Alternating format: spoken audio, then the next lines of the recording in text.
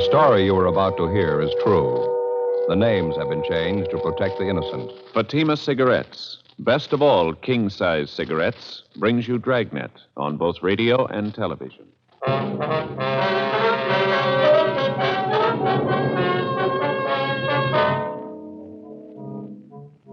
You're a detective sergeant. You're assigned to Juvenile Division. A steady supply of obscene literature is finding its way into a half a dozen high schools in your city. You get a lead on one of the sources of supply, a 17-year-old high school senior. Your job, pick him up. Fatima, America's first largest-selling blended cigarette. Now, best of all king-size cigarettes. Prove it yourself today. Compare Fatima with any other king-size cigarette. 1. Fatima's length filters the smoke 85 millimeters for your protection. 2. Fatima's length cools the smoke for your protection. 3. Fatima's length gives you those extra puffs, 21% longer than standard cigarette size. And in Fatima, you get an extra mild and soothing smoke, plus the added protection of Fatima quality. Definitely the best quality in its class, but the same price as the cigarette you're now smoking. Buy Fatima in the bright, sunny yellow pack. Best of all king-size cigarettes.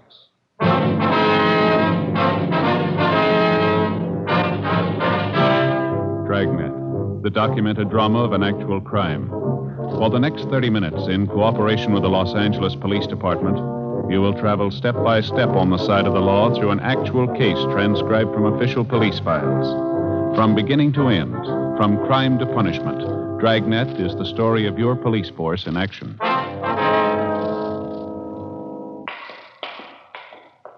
It was Wednesday, November 8th. It was windy in Los Angeles. We were working the day watch out of Juvenile Division. My partner's Ed Jacobs. The boss is Captain Stein. My name's Friday. It was 11:05 a.m. when we got to the basement floor of Gorman High School. The locker room. Which way, Steve? You want to show us which locker's yours? You still haven't told me what this is all about. Routine check, son. Yeah, but why do you have to pick on me? Why do you have to see my locker? We're not picking on you, Steve. Now, how about it? Which locker's yours? Right here. This is mine, 318. Here's the key.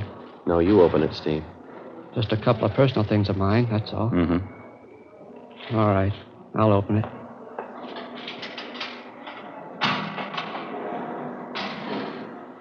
Well, there you are. See for yourself. Want to take your things out of the locker, son? You can see what's in there, can't you? My gym stuff. A couple of textbooks. How about digging back in the corner, left-hand side there? Where? You know where I mean. Come on, Steve, dig them out. Back here, you mean? These joke books? That's right. Let's have a look, huh? Why? Just a couple of joke books. A kid gave them to me. Bring them out, Steve. Okay. Just a couple of them. Kid gave them to me. There. Looks like more than a couple.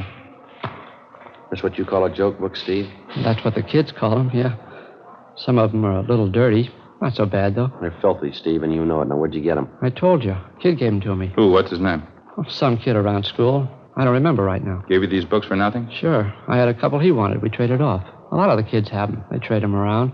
That stack you got there, they look pretty new. Couldn't have been passed around much. Maybe not. I don't know. Matter of fact, they look brand new, don't they? Don't even look like they've been opened yet. How come you're rousting me on this thing? What about the other kids? They got them, too. They're buying them, Steve. They're not selling them. I'm not selling them. Anybody says that's a liar. No good, son. We talked to the fellows here at the high school. Some kids over at the junior high school, too. They all say you're the one who's selling them. Well, they're liars. Both the fellows in high school and the kids down the street in junior high. They say you've been selling this stuff for months. Now, how about it? They're lying, that's all. They don't know what they're talking about. You've been selling these 35 cents a piece, 3 for $1. Last couple of weeks, you've been peddling pictures, too, $1 a piece. You got any of them in your locker, Steve? A couple. I got them off another kid. What other kid? What's his name? What's his name? Some kid. I don't remember. It's not much of an answer, son. What do you want from me anyway? I told you I'm not selling the books. I don't care what those other goofs say. It's my word against theirs. Now, maybe you ought to get this straight, son. We're not out to get you. You're way down the line. We want the people at the top, the men who print this junk, the wholesalers, the big distributors. So why ask me? I don't know anything about it. Nothing. You don't want to cooperate, is that it? What am I supposed to cooperate about? I'm not mixed up in anything. We think you are, son. We know you are. Who are you selling this for? Where do you get your supply? All you see is what's in my locker. I ain't selling. I don't have any supply. You gotta go far to prove I have. Not very far, Steve. What? From about here to your home. 11:38 a.m. After picking up his supply of obscene books and photographs to be booked later as evidence, Ed and I drove the subject, Stephen Banner, to his home approximately a mile from the high school. His apprehension and our theory that he probably kept the bulk of his supply of books and pictures at or near his home was no accident. For weeks, we'd known that a steady stream of pornography was being fed into a half a dozen high schools and junior high schools throughout the city. Books, photographs, pictures, and pamphlets of the worst kind. Because of embarrassment on the part of the curious teenage kids who bought this stuff, it wasn't easy to pick up a solid lead. After weeks of observation and questioning, we finally narrowed down the principal source of supply to a single teenage boy, Stephen Banner. Even then, we knew he must be only one of 100 small-time distributors working for the persons directly responsible for manufacturing this sort of thing. Our only hope was that he'd be willing and able to supply us with the names of the persons responsible. When we got to Stephen Banner's home, where he lived with his sister and brother-in-law, we searched it thoroughly, but we found nothing. Both his sister and brother-in-law were at work. We went back and started checking through the garage at the rear of the house. Joe, back here in the corner. Yeah. Have a look. Steve, you want to tell us about this?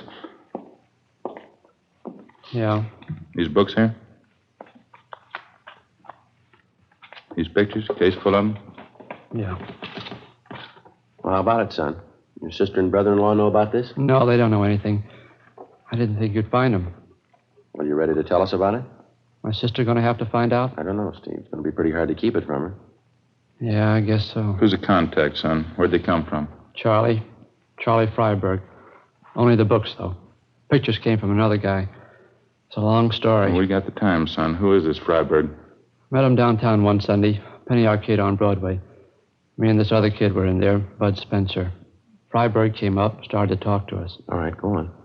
He finally took a couple of these books out of his pocket, gave them to us. He wanted to know what we thought of them. Told us he had plenty of them if we knew any other kids who wanted them. You knew you and your friend Bud were in high school? Yeah, that's right. What else, Steve? Well, that's about it. He asked me and Bud if we wanted to sell for him around school. This friend of yours, Bud Spencer, he's selling them too? Yeah. He goes to a different school, though. Both of us did pretty good with the books, sold real fast. The pictures are even better. That's so. You say you didn't get the pictures from Freiberg. There was somebody else? A man by the name of Jack. Don't know his last name. Freiberg put us onto him, gave us an introduction, set up the deal. We got the pictures for 75 cents. Most of the time, they get us $1.50 a piece. Bud and I did pretty good. You know any other fellows working for this Freiberg, Steve? Any other kids in school, I mean? No, just Bud and me. That's all I know. It wouldn't be so bad if it was just the books. That lousy Charlie. He had to go and promote the party routine, get everybody mixed up in that. How do you mean? What's that all about? Charlie. He stays at this place out on Sepulveda. It's a motel. That's where we always contacted him. Yeah. After a couple of weeks, when we got to know him, he asked me and Bud out to this place. Said he was going to throw a party. Told us to bring our girlfriends along. Turned out we were the only ones at the party. Me and Bud and the girls and Charlie Freiberg. Party lasted pretty late. I should have been smart enough to figure it out. I wasn't. What do you mean, Steve? Figure out what? Why'd Charlie be throwing parties just for us? The first 2 times there wasn't anything wrong. We just talked, danced with the girls, drank some beer. Charlie told us to have a good time. He threw a party every Friday night. Never broke up till after 3 o'clock. How old are your girlfriends, yours and Bud's? 17. They're both 17. They've been around, though, no use kidding you. They weren't very smart, I can tell you that. None of us were, I guess. Next couple of parties, Charlie had whiskey there. Dumb girls drank right along with him. So did we. Freiberg served the whiskey, didn't he? Yeah, that's right. He loaded the drinks, kept handing the girls a lot of stuff about how he used to be a director in pictures. He had a lot of connections in Hollywood. The last party I was at, he said he was going to get the girls' screen test. A lot of malarkey like that. Mm-hmm. What else, Steve? I don't know. I had a beef with Charlie about it. I walked out. I haven't been back since. Does he still throw these Friday night parties, do you know? Maybe. I don't know. There were 3 or 4 after the last one I walked out on. Dumb girls think Charlie's just great. God, so I can't stand the guy. How about the parties you didn't show up for, Steve? You get a rundown on them? Well, I heard a couple of things, yeah. Sure glad I wasn't there. How do you mean? Dumb girls never fails.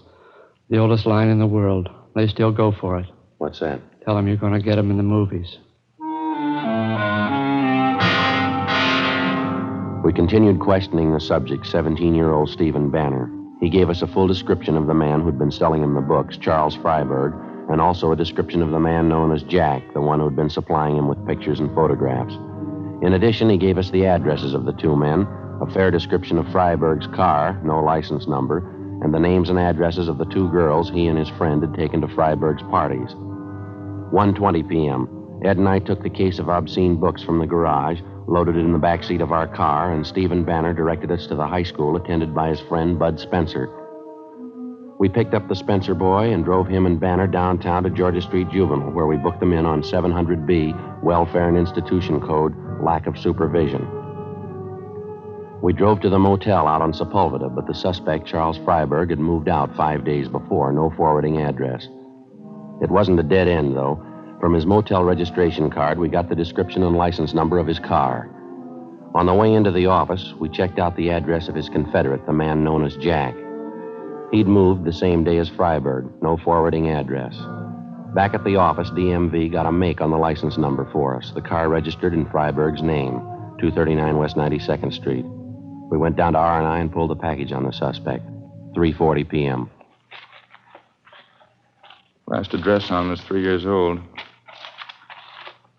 How's his record read? Well, he's been in the business before. A couple of ag charges, a 311 charge, too. Possession of obscene literature. Served 8 months in county jail. Mugshot there? Yeah, here. Mm-hmm. Close enough to the way the boy described him. I'd say so. There's M.O., too. Huh? Same pitch the last time they got him, working the high school trade. Passed himself off as a studio man, movie director. How about the other man, Jack? You got anything there? No, not yet. I gave the information on him to the stats office. They're going to make a run for us. Well, I guess we better check on the kids' girlfriends, huh? Mm-hmm. Get their stories. Yeah, I suppose so. It sure gets me, Joe. What's that? Pair of young girls like that, out at motel parties till 3 a.m. drinking. Yeah. 17-year-olds. No reason for it. No reason at all.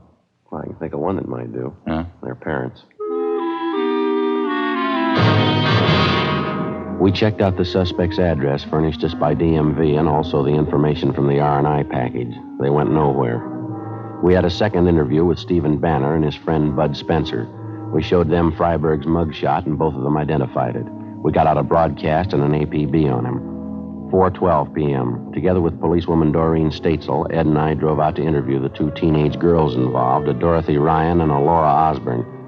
We stopped at the home of the Osborne girl first, but she wasn't there, and neither were her parents. An older sister told us that both the mother and father were working and that Laura was at a neighborhood school for models taking her weekly lesson.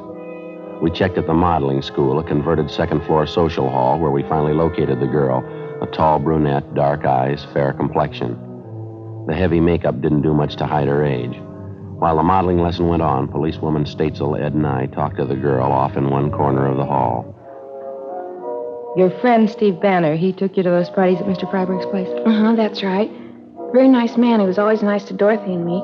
Dorothy Ryan, she came to the parties with Bud. He's a friend of Steve Banner's. You have no complaint to make about this, Mr. Freiberg? He never caused you trouble of any kind? Charlie? Well, no. As I told you before, that business about Steve getting mad just because Charlie told us he'd get us in the movies. Well, it was silly, that's all. Plain silly. Charlie was just helping us. How do you mean, Laura? Well, he's in Hollywood, you know, Charlie Freiberg. He has lots of connections. He just wanted to help us get some good modeling jobs. That's why he took our pictures. There was nothing wrong. You continued going to these Friday night parties without the two boys, is that right? Yes, Dorothy and me. There wasn't anything wrong with it. We knew Charlie as well as they did by that time. A few bathing suit pictures, that's all. There was nothing wrong in that. Did you ever see prints of any of those pictures, either you or Dorothy Ryan? No, but Charlie's going to get us some. He promised he would. You know where he is now? No, he moved. I haven't any idea where he is. When's the last time you saw Freiberg, miss? About 10 days, 2 weeks ago. What's this all about, officer? You looking for Charlie? How does he usually contact you, Laura? By phone? Yeah, usually calls. Has he called you lately? Well, I don't know. Why are you looking for him? Can't you tell me? Routine investigation, miss. Oh, I'm sorry. I don't know where Charlie is. Why can't you tell me why you want him? We want him. Why? Can't you give me a reason? This is one of the reasons, Laura. Would you look at this picture? Charlie took this? It's his business, Laura. That's the way his police record reads. I can't believe it. That's one reason we want Freiberg. There's lots of others. You willing to help us, Laura? You said they'd be beautiful, glamorous. They're not. You know where he stays now? No, I'll find out, though. How do you mean? I've got a date with him. Supposed to meet him out on Wilshire and La Brea. When's that? 8 o'clock tomorrow night.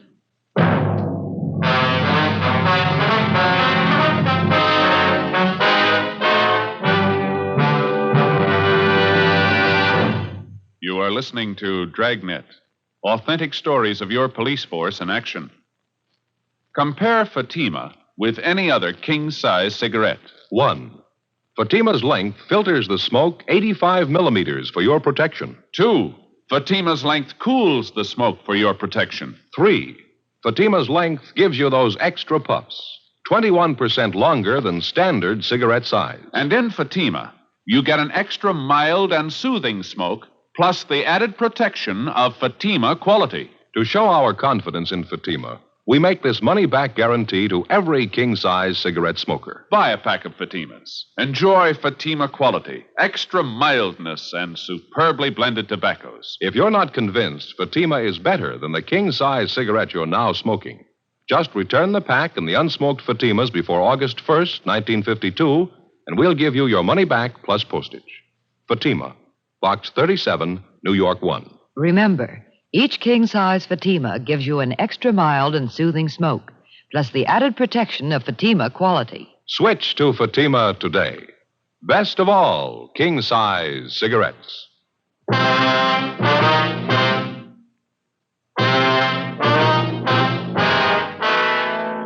November 8th, Wednesday, 5:30 p.m. After our interview with 17-year-old Laura Osborne, policewoman Doreen Statesel, Ed and I drove to the home of Laura's girlfriend, Dorothy Ryan, who was also present at the motel parties given by the suspect, Charles Freiberg. Her story of what had happened was essentially the same as the one we got from the Osborne girl. That night, we met with the parents of both girls. They were well-meaning and cooperative. They admitted their mistake. It was the same old story of lack of supervision and very little home life. The parents told us that they had no idea of what had been going on or the late hours that their teenage girls had been keeping.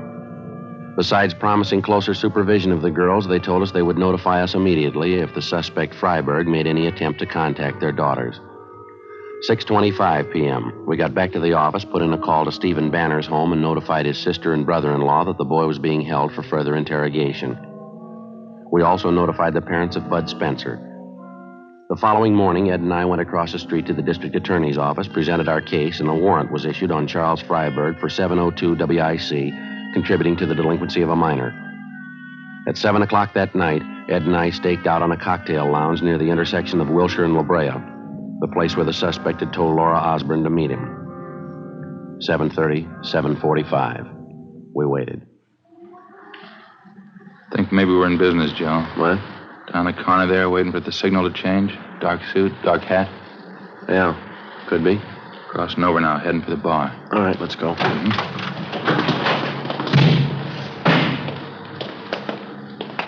No mistake. Hey, fella, hold it up a minute, will you? How's that? Police officer, is your name Freiberg? What? No, that's not my name. Is your identification, please? Yes, I've got my identification. Why? Can we see it, please?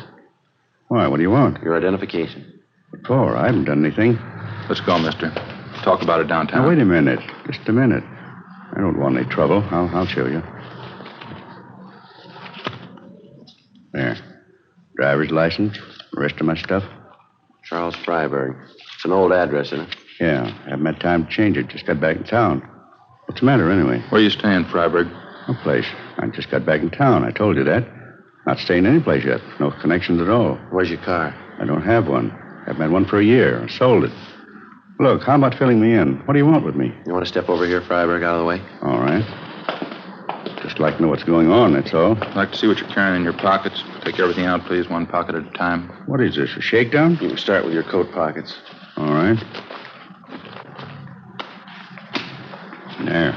Okay? All right, now the other one. Okay? You said you don't have a car, Freiberg. No, of course not. I told you that. Well, what are you doing with that parking ticket? We walked the suspect Freiberg 2 blocks to the parking lot listed on the claim check that he had in his coat pocket. He had black hair streaked with gray, looked to be in his mid-50s. We questioned him on the way, but he'd admit nothing. We located his car in the parking lot and searched it. In the glove compartment, besides a half a dozen photographs and small books, we found a key with a metal disc attached to it.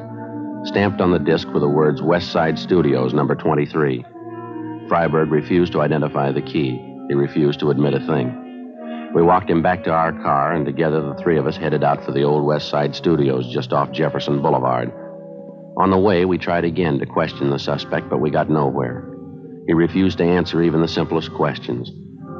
One look at the West Side Studios, and you knew right away the place had seen better days. It had been fairly prominent in the early days of motion picture making, but all that was left now was 2 square blocks of broken-down scenery, 1 dilapidated sound stage, and a row of weather-beaten cottages, the tar paper peeling off the roofs. We got out of the car and started up the walk. The faded sign over the main gate read West Side Studios, founded 1920. And down in one corner, admission by pass only. The guard shack at the gate was boarded up. No sign of a night watchman. We kept walking. How come they don't keep a watchman at the gate, Freiberg? Don't they make pictures here anymore? You bet they do. The place has been going downhill for a long time. It's coming back, though. Then you do know the place, is that right? Yeah, I know it. I should know it. What do you mean by that? Nothing. You rent an office here, is that it? Freiberg? Yeah, that's right. Straight down the way there, Cottage 23. What's your job? You in some kind of movie work? Yeah, have been for 30 years. More than 30 years. That's so? You an actor? Freiberg. Haven't you ever heard the name? I'm a producer. Oh, I see. Why don't you tell us that to start with? Oh, I don't know. Different reasons. I don't like to throw my weight around. I have a lot of connections in Hollywood, you know. That's so. In the trade 30 years. I was one of the first. You can make a lot of friends in 30 years. Yeah, I guess so. How about those books we found in your car, those pictures? How do you explain them? This studio will be back on its feet in a year. I'll bet $1,000 on it. This whole block here, sound stages. I got the plans for them in my desk. That's so. You have an interest in this lot? Not exactly. Not right now, anyway. I did have an interest, though. I will again. I was one of the original owners, you know. Still haven't got an explanation. How about the books and pictures we found in your car? Oh, that?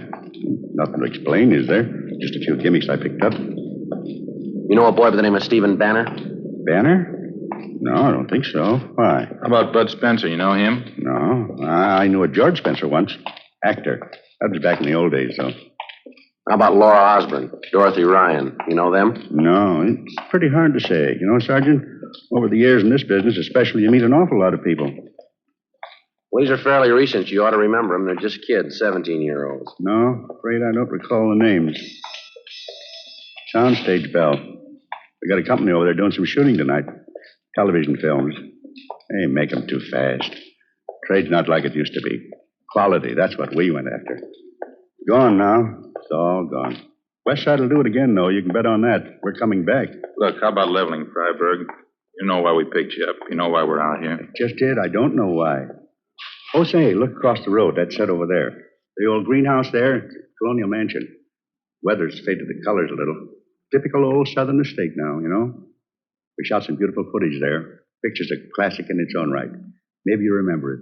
Moonlight and Magnolias. They changed the title later. Love in the Moonlight.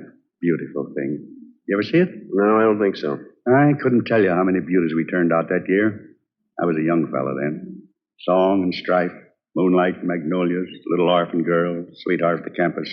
That's your cottage there, Mr. Freiberg? What's that? Just down the way there, number 23? Oh, yeah. Completely forgot about it.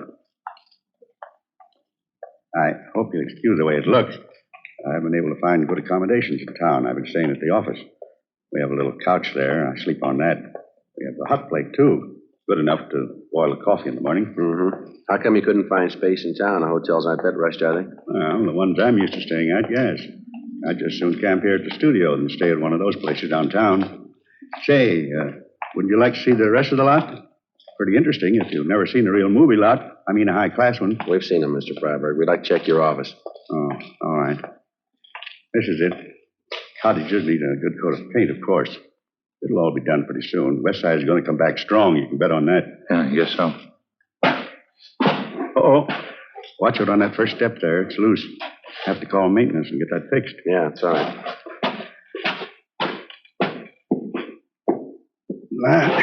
Here we are.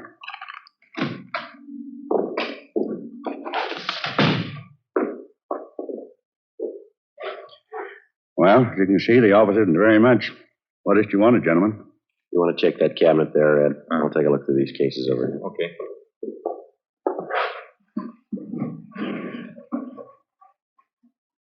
This picture here on the wall. That's the cast and the production staff of my first film. Here's the other one. Me and R.Z. Bernard.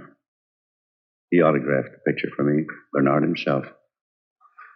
Those were the days, all right. Quality. That's what we went after in pictures, real quality. Not like today. Gone. The good days. Fine pictures. It's gone. All gone. How about it, Freiberg? These cases of books here and these photographs. Not my fault, believe me. I had to make a living. I had to make money. How do you think it feels to get cheap like that? I used to be young. I was big. I was talent. I made big pictures. How do you think it feels to get cheap all of a sudden?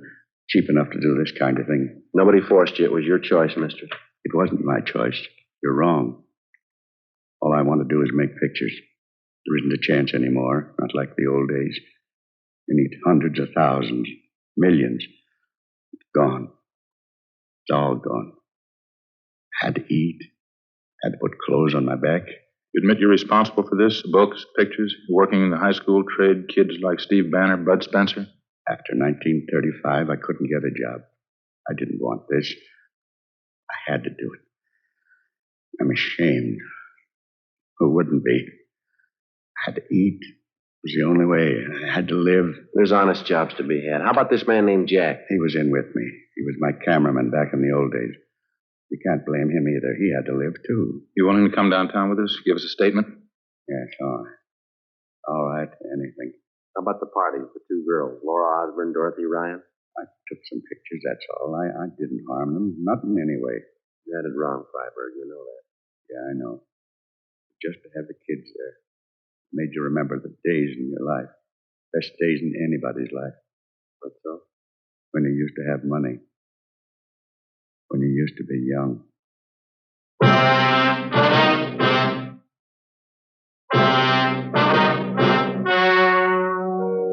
The story you have just heard was true. The names were changed to protect the innocent. On January 29th, trial was held in Superior Court, Department 87, City and County of Los Angeles, State of California. In a moment, the results of that trial. And now, here is our star, Jack Webb. Thank you, George Fenneman. Friends, won't you do this for me? Compare Fatima with any other king-size cigarette. You'll find Fatima's length filters the smoke 85 millimeters for your protection. Cools the smoke for your protection.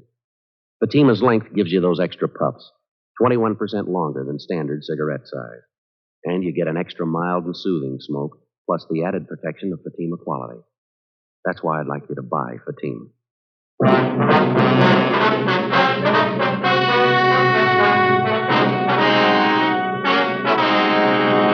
The suspects, Charles Zeman Freiberg and his accomplice, Jack L. Lavery, were tried and convicted on 4 counts of contributing to the delinquency of minors. Both of them served full terms in the county jail. Contributing to the delinquency of minors is punishable by a fine of not more than $1,000 or by imprisonment in the county jail for 1 year, or by both fine and imprisonment.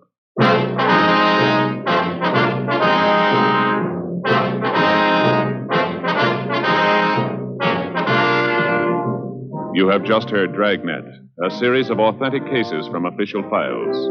Technical advice comes from the Office of Chief of Police W.H. Parker, Los Angeles Police Department. Heard tonight were Barney Phillips, Virginia Gregg, and Ralph Moody. Script by Jim Moser. Music by Walter Schumann. Hal Gibney speaking. Fatima Cigarettes. Best of all king-size cigarettes has brought you Dragnet, transcribed from Los Angeles.